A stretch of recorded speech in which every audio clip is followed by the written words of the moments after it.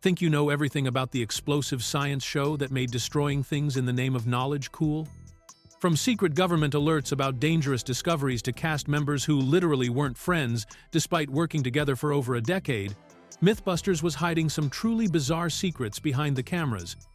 The show that taught us whether pennies could kill and if duct tape could save your life had its own collection of myths that would make even Jaime and Adam raise an eyebrow. Here are the 15 weird facts you didn't know about MythBusters. Fact 1. The explosive discovery that was too dangerous to air. During the height of MythBusters' popularity, the build team of Kari Byron, Grant Imahara, and Tori stumbled upon what would become the show's most closely guarded secret. While investigating a myth about the explosive properties of a commonly available household material, the trio made a discovery so dangerous that it would never see the light of day. The experiment started like any other MythBusters investigation, with the team setting out to test whether an everyday item could actually be used to create a significant explosion. What they found during their testing was far more alarming than anyone expected. According to Adam Savage, who revealed the story years later at the Silicon Valley Comic-Con, the results were so explosively powerful and easy to replicate that the entire production team immediately realized they had uncovered something genuinely dangerous. Rather than simply cutting the segment from the episode, the team made the extraordinary decision to destroy all footage of the experiment completely. Every camera angle, every piece of test footage, and every behind-the-scenes moment was permanently erased. But the story doesn't end there. Everyone involved in the experiment, from the build team to the production crew, made a solemn promise never to discuss what they had learned. The discovery was so concerning that Adam Savage voluntarily contacted the Defense Advanced Research Projects Agency, known as DARPA, to share their findings. DARPA had previously asked the public to help identify potential homemade explosives that might pose unknown security risks, and Savage felt obligated to alert them about this particular household item's dangerous capabilities. To this day, none of the MythBusters team has revealed what the mysterious material was, maintaining their silence even after the show ended. The incident stands as perhaps the only time in the show's 14-season run that the team actively suppressed their own scientific findings in the interest of public safety. Fact 2. Adam and Jaime literally never had dinner together. One of the most surprising revelations about MythBusters is that its two main hosts, Adam Savage and Jaime Hyneman, were never actually friends despite working together for over 2 decades. In what might be one of television's most successful professional partnerships built on mutual respect rather than personal affection, the duo maintained a strictly business relationship throughout their entire collaboration. Adam Savage has been remarkably candid about this unusual dynamic in multiple interviews over the years. In a 2016 interview with Business Insider, he stated plainly that in 25 years of knowing each other, he and Jaime had never once sat down to have dinner alone together. This wasn't an accident or oversight, but rather a reflection of their fundamentally different personalities and approach to their working relationship. The two men openly acknowledged that they simply didn't get along on a personal level and made no effort to pretend otherwise. Savage explained that they don't choose to hang out if they don't have to be in proximity to each other, which makes their on-screen chemistry all the more remarkable. Their professional relationship worked precisely because they maintained clear boundaries between their work and personal lives. Jaime Hyneman has been equally direct about their dynamic, describing how they managed to tolerate each other well enough to create compelling television. He noted that they like to point out they've known each other for 25 years and never once sat down to have dinner alone together, treating this fact as a badge of honor rather than something to be embarrassed about. What made their partnership successful was their shared commitment to the work and their willingness to challenge each other professionally.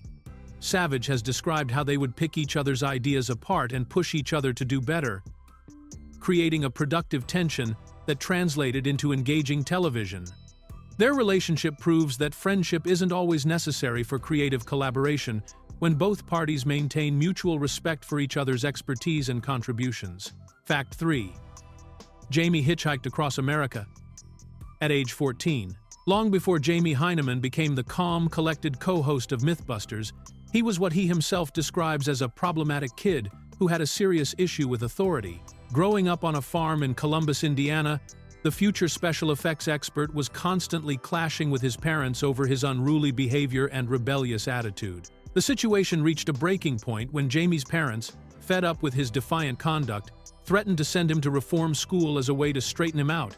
Rather than face the prospect of being institutionalized, 14-year-old Jaime made a decision that would seem unthinkable by today's standards.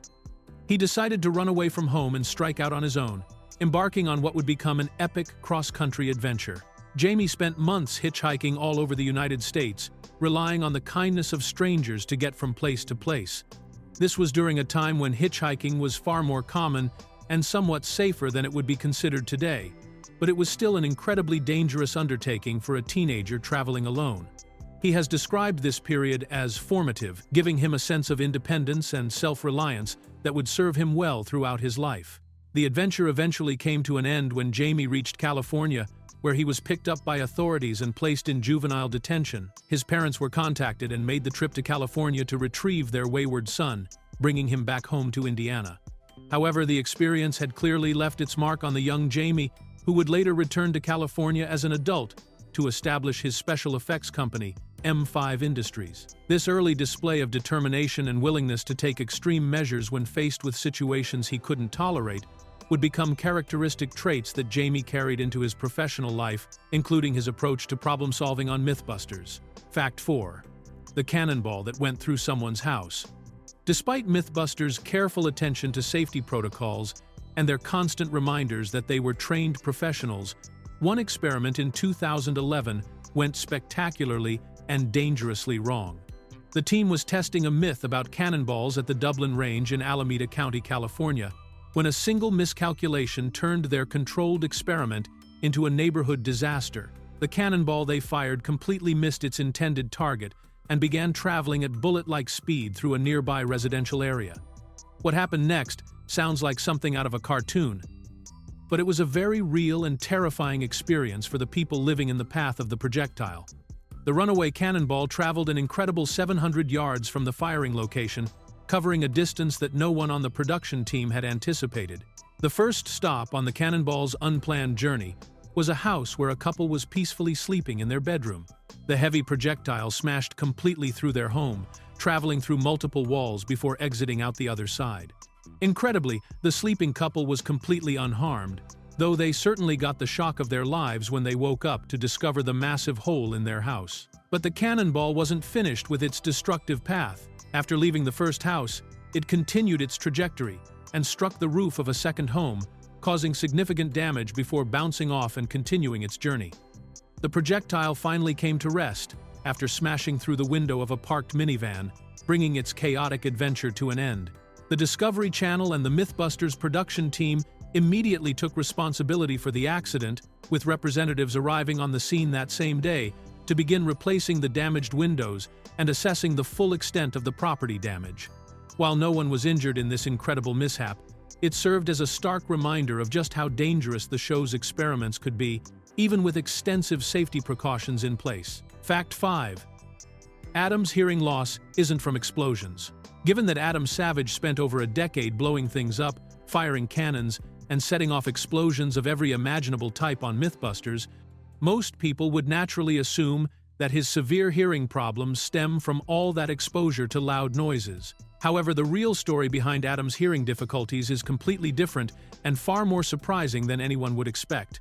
Adam has been open about the fact that he suffers from significant hearing loss and requires hearing aids to function normally in daily life. The condition is so severe that without his hearing aids, he begins to feel panicked and disoriented. Most viewers who noticed his hearing aids probably figured they were the inevitable result of years spent around explosions, gunfire, and other extremely loud experiments that were a regular part of the show. The truth is that Adam's hearing problems have nothing whatsoever to do with his work on MythBusters or his career in special effects. Instead, his hearing loss comes from substantial structural problems within his ears that he was born with, making it a congenital birth defect rather than an occupational hazard. Adam revealed this information during an episode of his podcast called Still Untitled, The Adam Savage Project, where he discussed his medical condition openly with his co-hosts. What makes this even more interesting is that despite being around countless explosions, gunshots, and other ear-splitting sounds during the filming of MythBusters, Adam's hearing was apparently well protected by the show's safety protocols. The production team took hearing protection seriously, ensuring that cast and crew wore appropriate ear protection during dangerous experiments. Adam has maintained his sense of humor about the situation, joking that his hearing aids have actually saved both his life and his marriage by allowing him to communicate effectively with the people around him. The fact that his hearing loss predates his television career rather than being caused by it shows just how effective the safety measures on MythBusters actually were. Fact 6. Grant controlled R2-D2 in all the Star Wars prequels. Before Grant Imahara became known for his robotics expertise on MythBusters, he was already working behind the scenes on some of the biggest movies in Hollywood, including a very special role that Star Wars fans would find absolutely fascinating. During his time at Industrial Light Magic, Grant was responsible for operating one of cinema's most beloved characters in a way that most people never realized. Throughout the entire Star Wars prequel trilogy, which includes The Phantom Menace, Attack of the Clones, and Revenge of the Sith, Grant was the person controlling R2-D2's movements and bringing the famous droid to life on screen. This wasn't just a small part-time job or occasional assistance, but rather a comprehensive role where Grant handled the intricate remote-controlled operations that made the little droid seem so lifelike and expressive. Grant's background in electrical engineering and robotics made him the perfect choice for this technically demanding job. Operating R2-D2 required precise control and timing to coordinate the droid's head movements, body rotations, and various mechanical functions with the action happening on set. Every beep, whistle, and characteristic head turn that audiences saw from R2-D2 during those 3 films was the result of Grant's skilled operation behind the scenes. This experience gave Grant invaluable hands-on knowledge about animatronics and remote-controlled devices, skills that would prove extremely useful when he later joined the MythBusters team. His work on Star Wars also connected him with other special effects professionals, including Adam Savage and Tori, who were also working on various aspects of the prequel trilogy at Industrial Light Magic. The fact that Grant controlled such an iconic character before becoming famous for his own television work adds an extra layer of geek credibility to his MythBusters career. For Star Wars fans watching MythBusters, knowing that the same person who brought 2D2 to life was now building robots and testing myths on television made Grant's engineering demonstrations even more impressive. Fact 7. The credit card companies banned an RFID episode. One of the most dramatic examples of corporate interference in MythBusters production happened when the team planned to investigate the security vulnerabilities of RFID chips, the small radio frequency identification devices found in credit cards, passports, and other common items. What started as a routine myth investigation quickly turned into a high-stakes confrontation with some of the most powerful companies in the financial industry. The trouble began when Tori made what he thought would be a simple research call to Texas Instruments as part of the team's preparation for testing various RFID hacking myths that were circulating online. Instead of speaking with just a technical representative, Tori found himself on a conference call that included not only Texas Instruments staff, but also the chief legal counsels from American Express, Visa, Discover, and several other major credit card companies. Adam Savage later described the situation as leaving the MythBusters team feeling way outgunned by the assembled legal firepower on the other end of the phone line. The credit card companies made it crystal clear to Discovery Channel that they would not tolerate an episode showing television viewers how to hack or compromise RFID security systems, regardless of the educational value or scientific merit of such an investigation. The corporate pressure was so intense, and the potential legal and financial consequences so severe, that Discovery Channel immediately backed down from the planned episode. The network, being a large corporation that depended heavily on advertising revenue from these same financial companies, chose not to risk a confrontation over a single episode of television. According to Adam Savage, the incident put the entire topic of RFID security on Discovery's radar as something they would never allow the show to approach again. This meant that MythBusters, which had previously tested everything from biometric locks to safe-cracking techniques, was permanently forbidden from exploring one of the most common and potentially vulnerable security technologies that people encounter in their daily lives. Fact 8. They had a cannibal mouse. Experiment gone wrong. One of the most disturbing experiments in MythBusters history never made it to television, and for very good reason. The incident occurred during the 2006 episode called Steam Cannon, which included a segment testing the myth that cereal boxes contain more nutrition than the actual cereal inside them. What viewers saw in the final episode was a somewhat disorganized investigation into cardboard nutrition, but the original plan had gone horrifyingly wrong. The initial experiment involved using laboratory mice to test the nutritional value of different materials. The team set up 3 groups of mice, with one group eating normal mouse food, another group eating sugary cereal, and the third group eating pellets made from cardboard box material.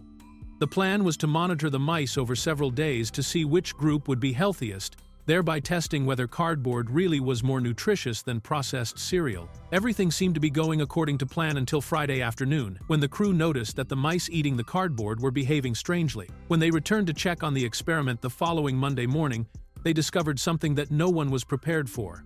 One of the cardboard-eating mice had actually eaten another mouse in its group, becoming what the team grimly dubbed the Cannibal Mouse.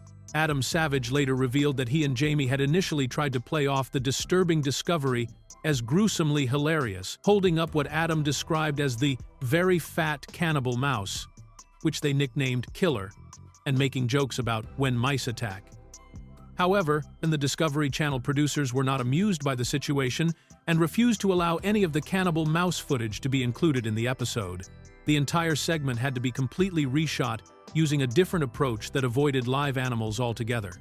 In the version that actually aired, Jaime only made a vague reference to not wanting to eat cardboard due to toxicity concerns, giving no hint of the disturbing experiment that had preceded it. Fact 9. Tori made pipe bombs as a child. Long before Tori Bellesi became the explosion expert and daredevil of the MythBusters build team, he was already developing his dangerous skills as a young child with a fascination for fire and explosives. During a speech he gave at Davidson County Community College, Tori revealed some surprising details about his childhood that would probably get most modern kids put on several government watch lists. At the remarkably young age of 11, Tori was not only learning how to make his own Super 8mm films, which would prove valuable for his future entertainment career, but he was also building much more dangerous devices. He taught himself how to construct homemade flamethrowers and even pipe bombs, experimenting with explosive devices that could have seriously injured him or others around him.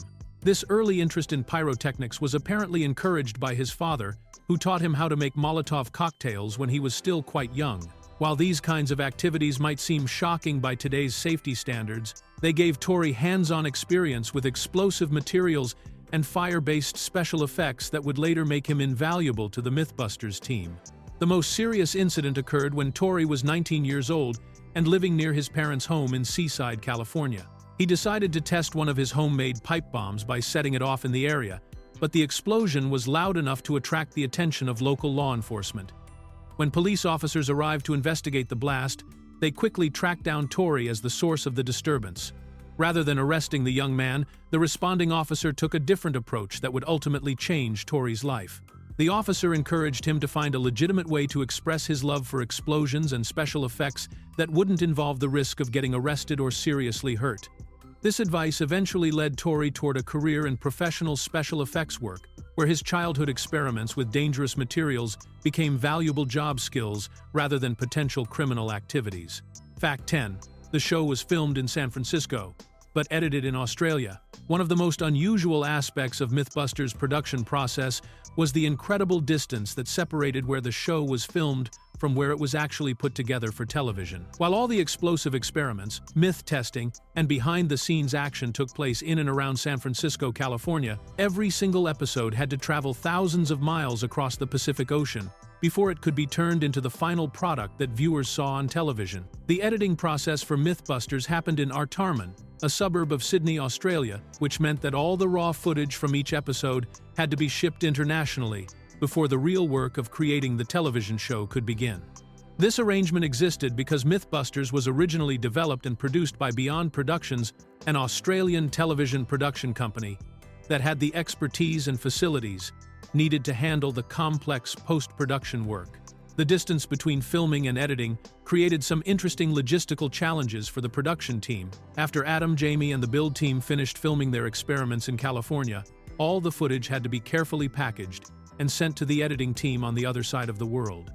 This process could take several days just for the physical transportation of the materials, not counting the additional time needed for customs clearance and other international shipping requirements. The Australian editing team was responsible for taking hours and hours of raw footage from multiple cameras and turning it into the polished, fast-paced episodes that made MythBusters so entertaining to watch. They handled everything from selecting the best shots of explosions to adding the dramatic music and sound effects that made each myth test feel exciting and suspenseful. This international production arrangement continued throughout the show's entire 14-season run, meaning that every single one of the 282 episodes that aired had to make that long journey from San Francisco to Sydney before it could reach television screens around the world. Fact 11. Jaime has a degree in Russian linguistics. When most people watch Jaime Hyneman demonstrate his impressive engineering skills and technical expertise on MythBusters, they naturally assume that his educational background must be in some form of engineering, robotics, or applied sciences. After all, his ability to design complex mechanical devices, understand physics principles, and solve technical problems suggests someone who spent years studying these subjects in college. However, Jaime's actual academic credentials tell a completely different and surprising story. In 1981, Jaime earned his college degree from Indiana University Bloomington, but his field of study had nothing whatsoever to do with engineering or technology. Instead, he graduated with a degree in Russian linguistics, which focuses on the scientific study of the Russian language, including its grammar, pronunciation, history, and structure. This academic background seems almost impossibly disconnected from the mechanical and technical skills that made him famous on television.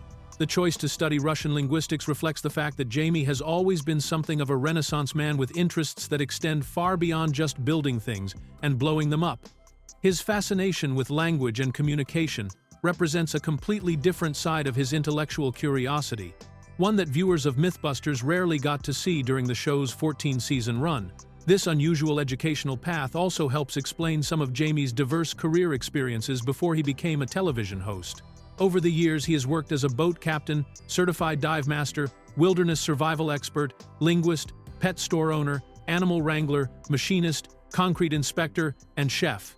The linguistics degree fits into this pattern of varied interests and demonstrates that Jaime's technical abilities are largely self-taught rather than the result of formal engineering education. The fact that someone with a degree in Russian linguistics could become one of television's most respected special effects experts and mechanical problem solvers speaks to Jaime's remarkable ability to learn complex skills outside of traditional academic settings and apply them in creative ways.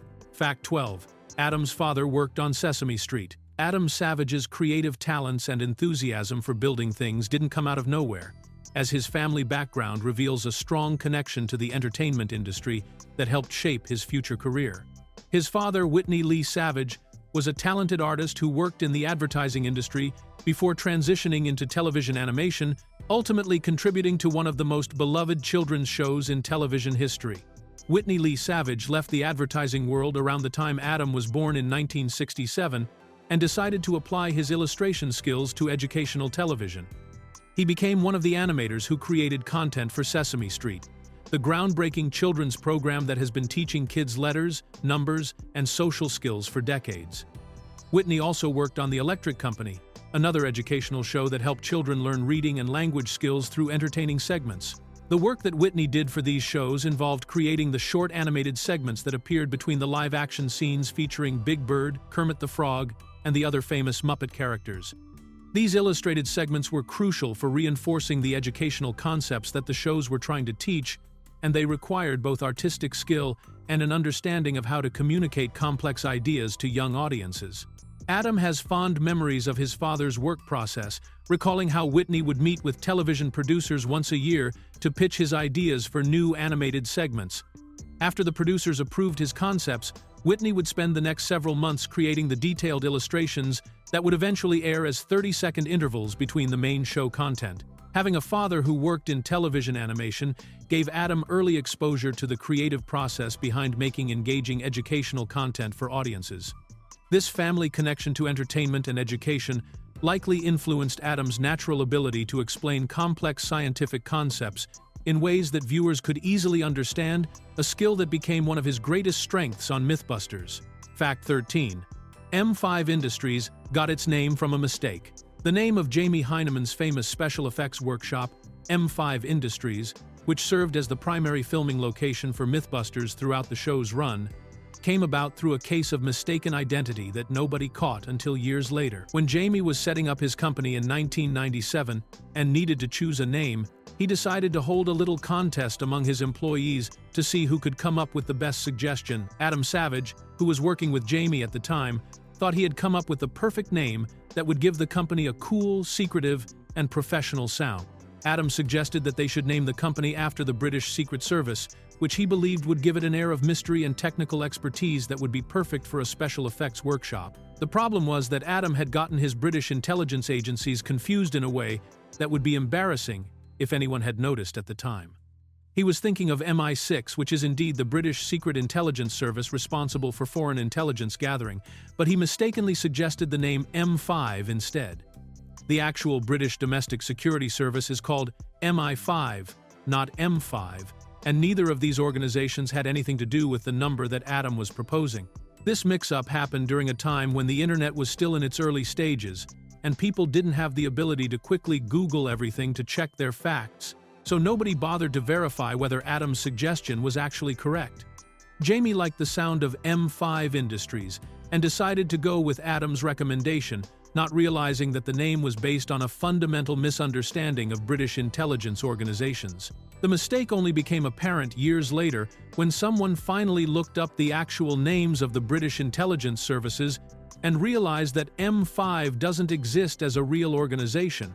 By that time, the company name was already well established and had become famous through MythBusters, so changing it would have been impractical. Fact 14. The Esparto Explosion shattered windows and banned them forever. On March 20, 2009, the MythBusters team was testing a myth called "Knock Your Socks Off" at a quarry in Yolo County, California, when they created an explosion so massive that it caused property damage in a nearby town and resulted in the team being permanently banned from that location. The experiment involved detonating 500 pounds of ANFO, which stands for ammonium nitrate fuel oil, a powerful explosive mixture commonly used in mining operations. The explosion was much larger and more destructive than anyone on the production team had anticipated, sending a shockwave that traveled far beyond the quarry where they were filming. The blast was so powerful that it shook homes and shattered windows in the small town of Esparto, California, which was located close enough to the quarry to feel the full force of the explosion. What made the situation particularly problematic was that the local residents had no idea that MythBusters was filming in their area. Chief Barry Burns of the Esparto Fire Department had made the decision not to notify anyone in town about the planned explosion, even though several firefighters were present at the quarry to ensure safety during filming. His reasoning was that MythBusters was such a popular show that if word got out about the filming, too many people would try to come watch the explosion, creating a dangerous situation that might have forced them to cancel the entire experiment. Unfortunately, this decision meant that when the massive blast shook their homes and broke their windows, the residents of Esparto had no context for what was happening, and many feared that something terrible like a plane crash or industrial accident had occurred. The MythBusters production team immediately took responsibility for the damage and sent representatives to Esparto that same day to begin replacing the broken windows and making other necessary repairs. Although the experiment did eventually air as part of a regular episode, the incident had lasting consequences for the show's relationship with that particular filming location. The hosts later revealed that they never returned to the Esparto quarry for any future experiments. Fact 15.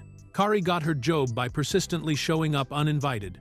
Kari Byron's path to becoming one of the most recognizable faces on MythBusters had nothing to do with traditional job applications, formal interviews, or casting calls.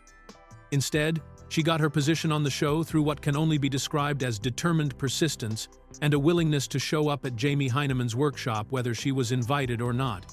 After graduating from San Francisco State University in 1998 with a degree in film and sculpture, Kari was working as an artist and looking for opportunities to use her creative skills in new ways.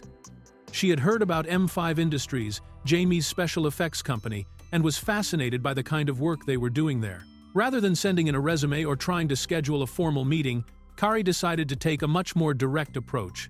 She began showing up at the M5 Industries workshop on a regular basis, essentially making herself a fixture around the place, even though nobody had actually hired her or asked her to be there.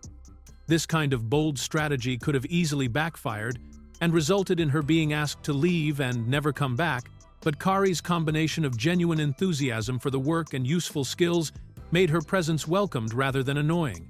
Her background in sculpture and model making turned out to be exactly what Jaime's team needed for many of their projects, and her willingness to jump in and help with whatever needed to be done demonstrated that she was serious about wanting to be part of the operation.